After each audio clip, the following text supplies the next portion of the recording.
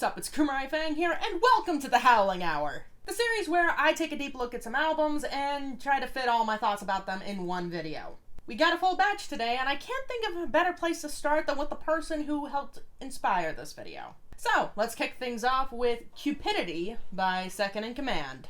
Blasting, 808 to blasting, took a tab of acid, dripping from distraction. Second in Command is not only a patron of mine, but is also a pretty cool guy to hang out with and talk to. He's asked me to check out his music a few times now, but however, this is the album where I really felt like I had to talk about it on my channel. And it was through talking to him that the idea for this series came up. So how was the album? Pretty solid, actually. In fact, it's probably his best one. I'm always down to look at an album that has a narrative behind it, and Second's never been afraid to dive into some pretty dark territory, as is the case with this album. And wow, is this one bleak. Insecurity, some anxiety, and fear becoming irrelevant, all ending with voice messages from a girl who's concerned about him. And it comes with some well-written and kind of funny moments. The album opens strong. Pride and Gold Roses are just a vibe to listen to, where Second weaves in and out of his singing and rapping bits almost effortlessly. Then Magic starts, and the synths in Second themselves just really start to pump me up for this project. Honestly, there are only 2 songs that actually irritate me on this project, and funny enough, they're actually the last 2 tracks. Both of them together are less than 3 minutes long, but as far as a musical level is concerned, they're just a lot to be desired, especially in comparison to the strong opening we had with the first 3 tracks. Especially in comparison to the rest of the project. There was potential for Second to end the project a little stronger than he did. And it's not like the final track is bad lyrically, in fact, it's actually well written. But the sample, or whatever that is, really doesn't grab me, and neither do the buzzing synths, the trap drum, or Second himself, sadly enough. Although, by comparison to the interlude, they are actually much better because I can't even finish listening to that. And it's less than a minute long. That's not to say these were the only parts of the album that I had problems with. I remember in my review of Phineas's new album that hearing someone strain with their voice, or even hearing their voice crack, is an immediate turnoff for me, and that's definitely a problem here with Second. Even on the songs I liked, I would recommend you find some vocal exercises to strengthen your singing, my friend. Also, we have another issue courtesy of his guest features. It's not even that they're bad. Hell, my favorite song on this album is Habits featuring Serta 1K. Not to mention little Duran Faceplant, who knows how to make a scream rap verse and actually making it interesting, using the screaming as an accent instead of an identity. Now, the problems with the guest verses is that you can clearly tell that they were recorded in different studios. And where I can look past that with a couple of the tracks, it's kinda hard to ignore it with the others. I mean, sheesh, Gold Roses, a song I actually like, would be a much better track if Digs to Prophecy sounded like he belonged on it. And that's minus the fact that he sounds awkward on it to boot. But even with those complaints, this album is still solid, like I said. The worst track on it has a 12 out of 20 score, so clearly it's doing something right. 6 out of 10. Check it out. Alright, up next we got Equal by Ed Sheeran. You cannot stop the rain, no way. Holding an umbrella when the great clouds come over. Like Second in Command, an album that starts pretty strong. Tides to Overpass Graffiti range from good to great, with arguably some of the most organic songwriting I've heard from Ed in a very long time, and instrumentation that either goes beyond normal or just plays it safe. I would use that sentence to describe this album in its entirety, but that's not really the case. Because once the Joker and the Queen started, this album started to dip into mediocrity, leaving me either bored to a point that I forgot Ed Sheeran was even capable of, or annoyed so much that I hit skip, the latter being exactly what happened with Leave Your Life. The album picks up with Two Step and Stop the Rain, the latter actually being my favorite song on the project, and most of the songs after those are pretty decent. The exception comes with Sandman, which is the worst track on the album. You see, Sandman is a song for Ed's daughter, his firstborn child, and I don't mean like it's a song for her in the heartfelt, parents can identify with, you'll want to listen to it on repeat kind of way. No, I mean he made it for her in the sense that this is a kid's song, like he might as well have just given the instrumentation to Andy Grammer. To call the track a nauseating experience would be putting it mildly. That being said, it's still a good album. 7 out of 10. Give it a listen if you're interested. Okay, moving on, we got Future Past by Duran.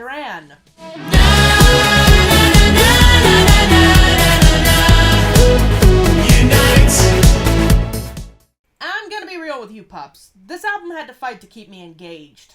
It's not even that it's a bad album, I just had this feeling of disinterest throughout the majority of the project. Something that just didn't seem to change with any catchy song that came after the other. The singing really didn't interest me, and I don't know, something about the mixing, I think, is what really got under my skin with this project, which is a little unfair because even I have to admit, this album doesn't have a lot of bad instrumentation. It can get boring, but that's really the extent of it. I don't know, maybe new wave isn't my thing. Not to say that there weren't any songs on the album that I didn't enjoy. Tonight United and Anniversary were some damn great songs, and that's pretty interesting considering the concept behind this album. This album was created with inspiration from the pandemic lockdown, feelings that everybody went through throughout the 18 months that it happened. The joy and freedom, the anxiety, the stress of everything, it's captured pretty well on this project. It's a project that I wish I liked more than I did, and one I'm very well aware that my opinions are not accurate to the actual quality of the songs. So, 6 out of 10? Check it out. I'm not convincing, I'm sorry. Alright, moving on, let's hit a little bit of a throwback with Thriller by Michael Jackson.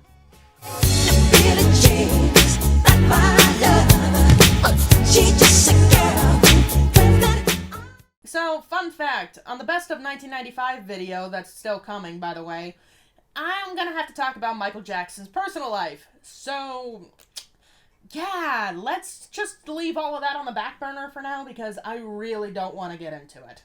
Instead, let's talk about his most commercially acclaimed album ever, and listening to it, yeah, it kind of deserved it. We're not just talking about the album that has Thriller on it, but also Billie Jean Beat It, Human Nature, and even PYT. All great songs, with Billie Jean being my personal favorite. If you haven't listened to this, you're missing out. Light 9 out of 10. Give it a listen. But hey, if you're looking for something a little different, I'd look no further than Juno by Remi Wolf. 'Cause I always want more walking into the Remi Wolf was an American Idol contestant back in 2014, back when she was a senior in high school. After attending college, she released 2 EPs and then released this as her debut. The album is a fusion of pop, punk, and soul, and experiments with different styles and sound. It's a unique experience, one that will keep you entertained throughout the vast majority of it. There were a couple problems with the project. The music felt a little bit repetitive at times, like some songs didn't really end when others started. In addition, the mixing was a bit of an issue, varying in competency from one track to the next. Said mixing having the ability to turn a decent song into an insufferable one. In addition, there were moments on this album where going through the songs felt like a chore. Quiet on Set and Front Tooth aren't exactly songs I want to go back and experience any day soon, the latter especially because it has Remi's worst vocal performance on the entire project. Overall though, there's a good amount that you can take away from this. 7 out of 10, check it out. But hey, maybe you're looking for something louder, something darker. I got just the thing. The Silver Scream 2, Welcome to Horrorwood, by Ice9 Kills. You won't ever grow up, you won't make it past it, 'cause this infidel demonic doll will make you his bitch. So, fun fact about your alpha, I hate horror movies. The only ones I've ever been able to watch all the way through are Psycho 1 and 2, and Scream 1 through 3. That's it. So, seeing an album requested that not only was meant to sound like you were living through a horror movie, but actually took inspiration from horror films, I was a little bit apprehensive about listening to it. I then realized how dumb I was for feeling that way, because where I don't like horror, as far as music goes, I've always been attracted to the darker and more disturbing songs out there. So this album was perfect for me. Imagine, if you will, a musical about a movie set, where not only are the actors real-life killers, but they played classic killers on set. Yeah, that's this album. The title track, Assault and Batteries, and the shower scene are all tied for my favorite song on the album. That's not praise I ever thought I'd hand out any day soon, especially for that second one. I never was able to watch Child's Play for all that long. God, Chucky is so damn creepy. Ugh. I don't know, maybe I can only do horror in small doses. And damn, Ice9 Kills delivers on this album. They clearly had fun making the project, with a very clear love for horror films that's written and composed in a way that you're immersed into each scene and each character. They were playful with it. It's loud where it's supposed to be disturbing, but it has no problem getting quiet to just build tension. I love it. Not to mention they even threw in a couple curveballs. Assault and Batteries, for instance, actually starts with the sound of what would be a Cheery doll commercial, except the lyrics to said Cheery doll commercial are actually horrifying. As if that weren't enough, the same voice sings "Na na na boo boo, he's gonna get you," and the composition around it tells you that those cheery voices aren't kidding. I'm a little hesitant about giving this album a 10, but I will give it one very strong 9 out of 10. Check this one out. And finally, an album I've been looking forward to talking about. This is The Phantom Tomorrow by Black Veil Brides.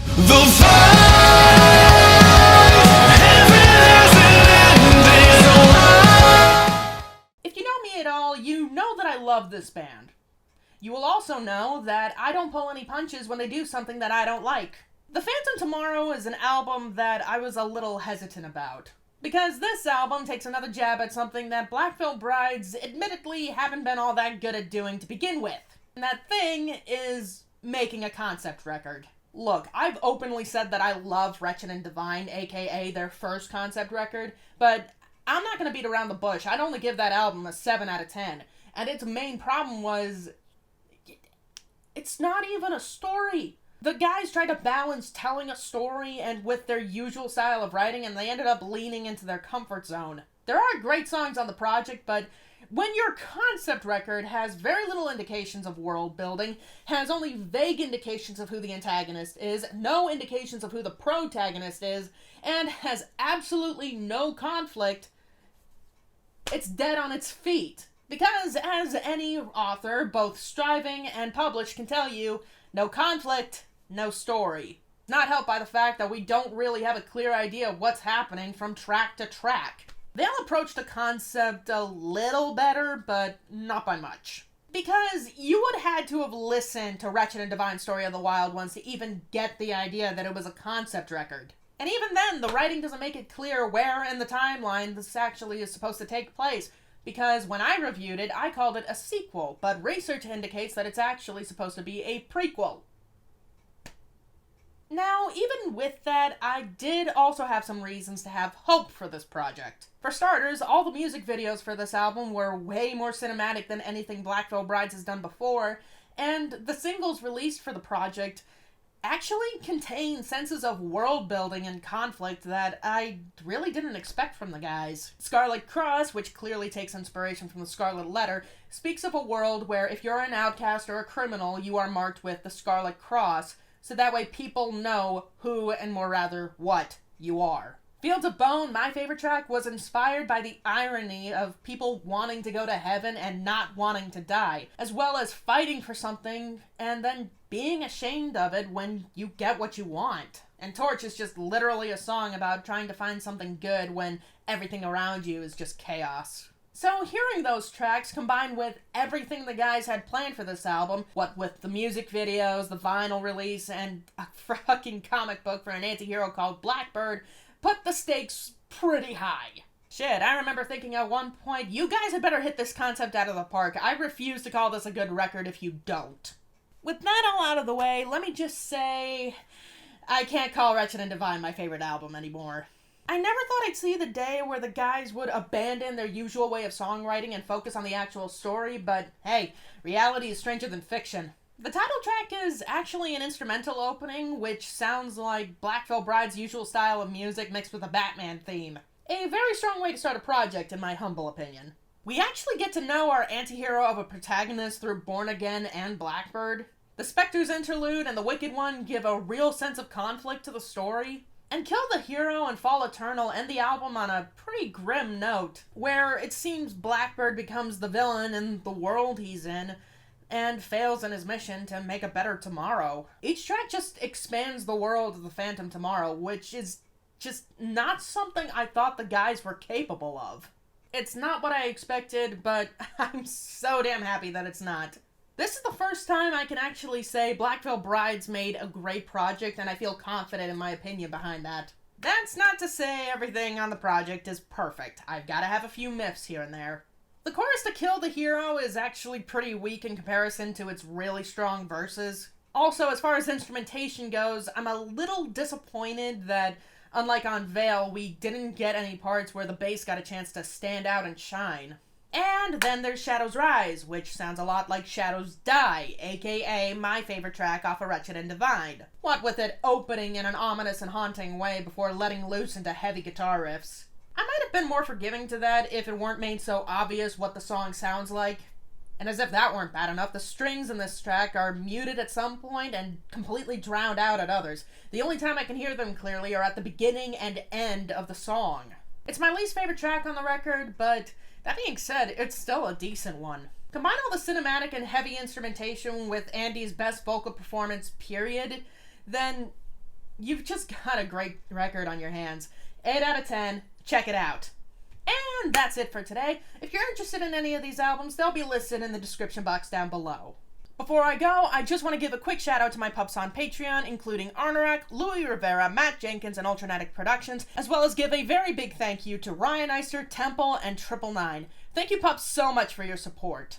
I'll be back with more albums in winter, but until then, thank you guys so much for watching, and I hope y'all have a howling good time. I never said that this would